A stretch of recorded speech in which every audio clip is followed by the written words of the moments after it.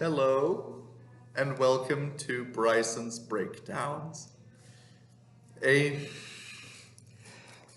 channel where we break down different sci-fi factions, ships, vehicles, and species.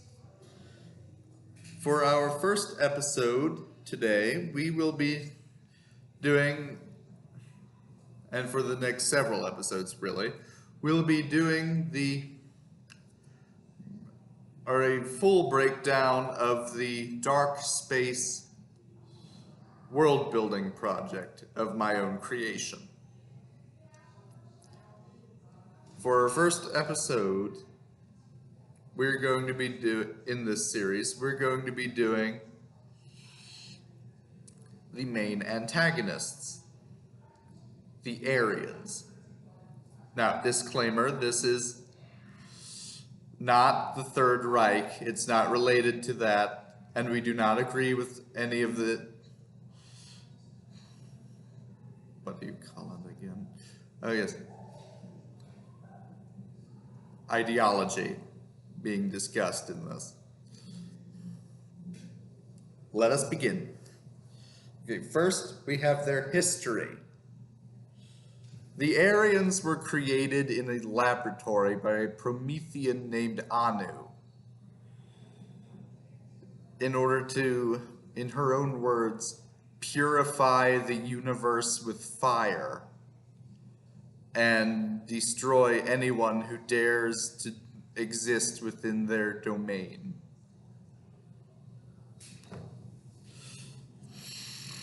Now, not all Eryeans would end up agreeing with this, and there were numerous splinter factions during or over the years, but they were never very major, and for the most part, the rest of the Eryean species took to this with almost religious fervor. In fact, one of the very first messages that they would send to civilizations that they were going to conquer was, "You will be destroyed. The universe is ours."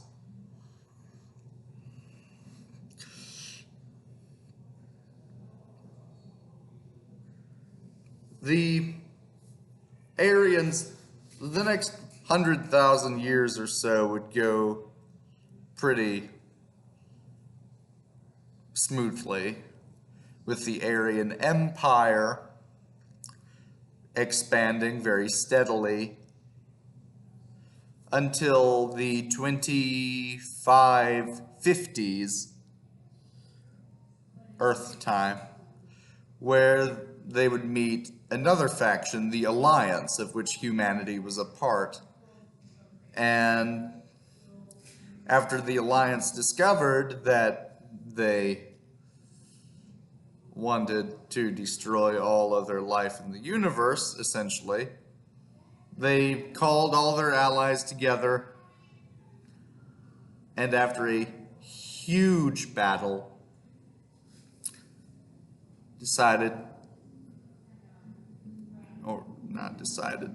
they supposedly killed Anu, who was serving as the Eryeans' ruler under the name Malia, and ended, well, the Eryean Empire didn't end there, but it fragmented after this. 50 years passed,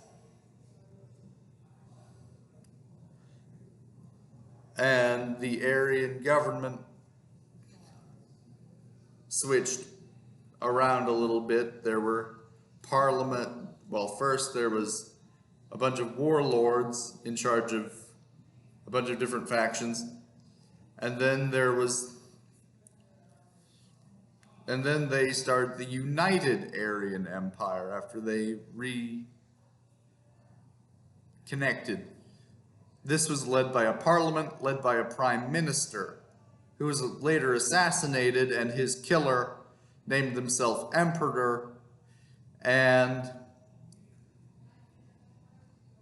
basically called it, or renamed the United Aryan Empire, the Eryean Imperium. The Eryean Imperium then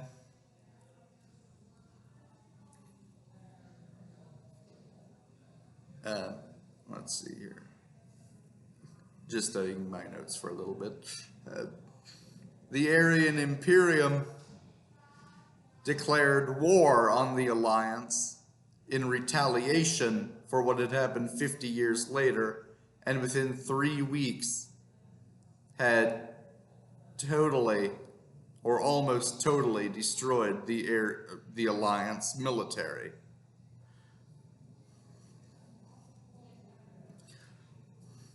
Then they went into isolation, and over 800 years later, they returned, still as the Eryean Imperium, but this time they were also known as the Scourge. And they used this, as well as the rumor that they had been conquered or destroyed by the Scourge, to basically attack other powers with impunity. Now, the Alliance and the Eryean Imperium do eventually make peace, but that's a subject for another time. That does it for their history so far. Their society and culture is next. Eryean society is totalitarian, with many different levels of people, each above the last. Citizens are on the bottom,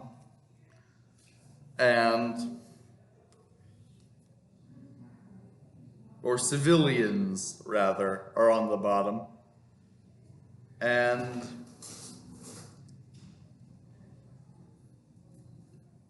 the emperor or empress, given the Eryeans'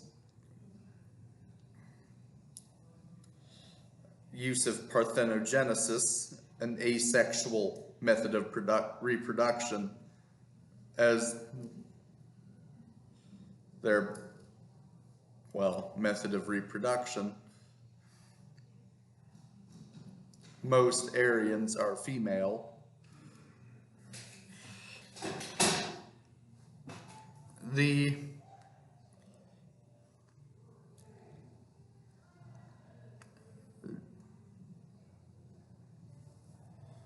Anyway, so it would more often than not be empress, but male Eryeans do exist, so occasionally there might be an emperor.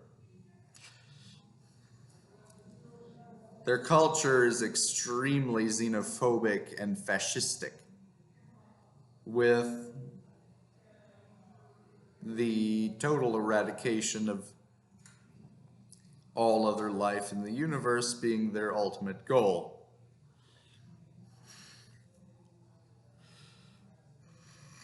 However, they also may contain elements of absolute monarchism, which has led me to make the term fascio-monarchist to describe them.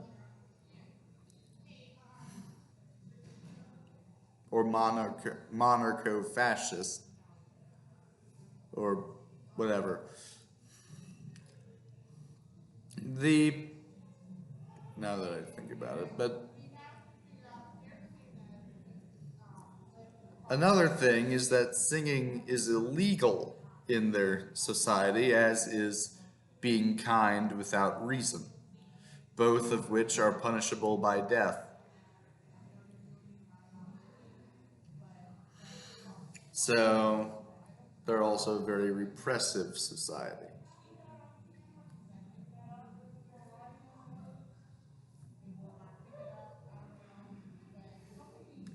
Aryan culture is extremely militarized or militaristic.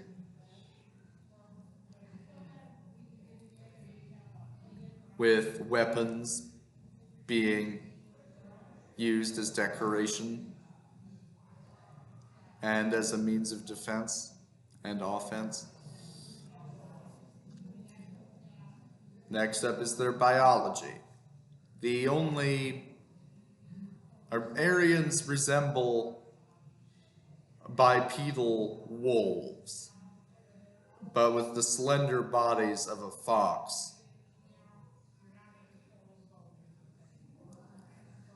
And the only really other detail about them that I haven't already covered in terms of their biology is the fact that they also don't poop or pee. They have a special gland or glands in their bodies that dissolve all bodily waste.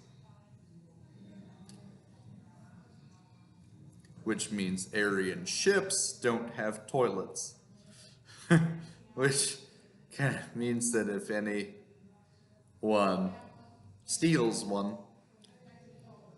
they're in for a very uncomfortable ride if they plan on staying on it long term, which is probably used as an anti-theft measure or something. It's never really specified.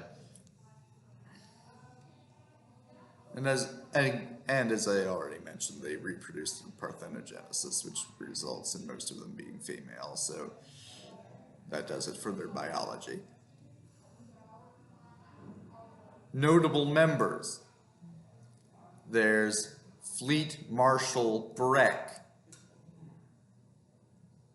of the Navy, General Mavis, or Mavis, or whatever, of the Army, Lieutenant Skira, also of the Army, who is a clone made from the genetic material of both Breck and Mavis.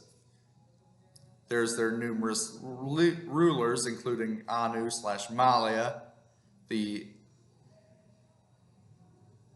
Prime Minister, their as of yet unnamed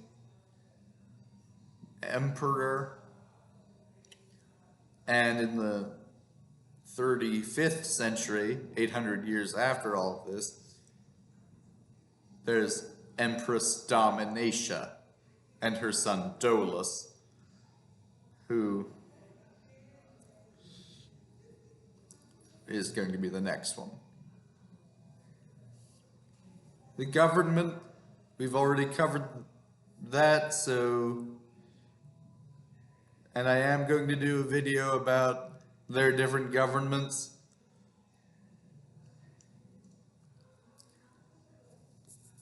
But for the time being, this is all we got. And finally, technology.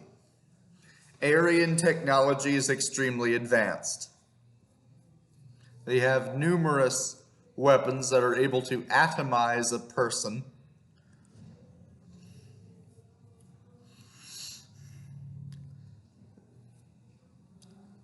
Their ships are built essentially by 3D printing with metal and circuitry instead of plastic or whatever that stuff is. And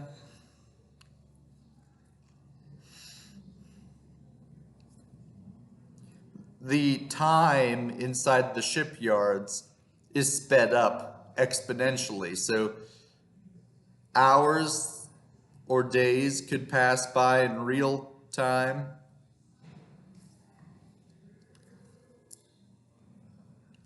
Years might have passed inside that facility, or decades even.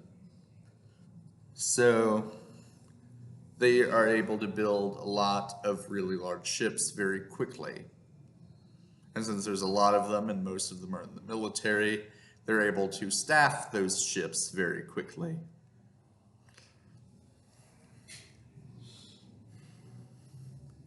By the 35th century, they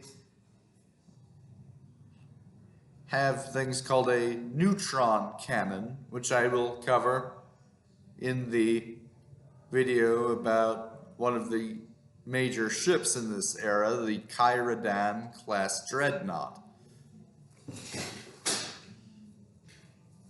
But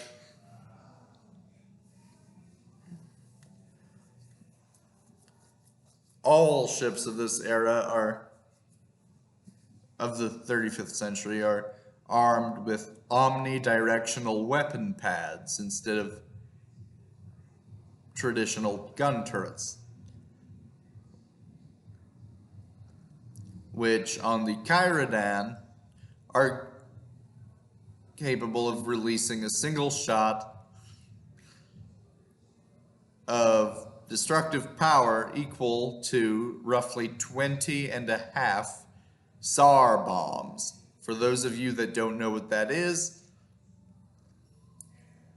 that's the largest nuclear weapon ever built, I believe by the Soviets. Now, obviously the power to do this, or needed to do this, would be very great. So they have what most sci-fi refers to as a zero-point reactor, where they gather energy from a vacuum. I always thought that was kind of funny. They're gathering energy from the medium in which they're traveling, which is very efficient, in my opinion at least. Anyway, that'll do it for today. Goodbye, good luck, and see you next time.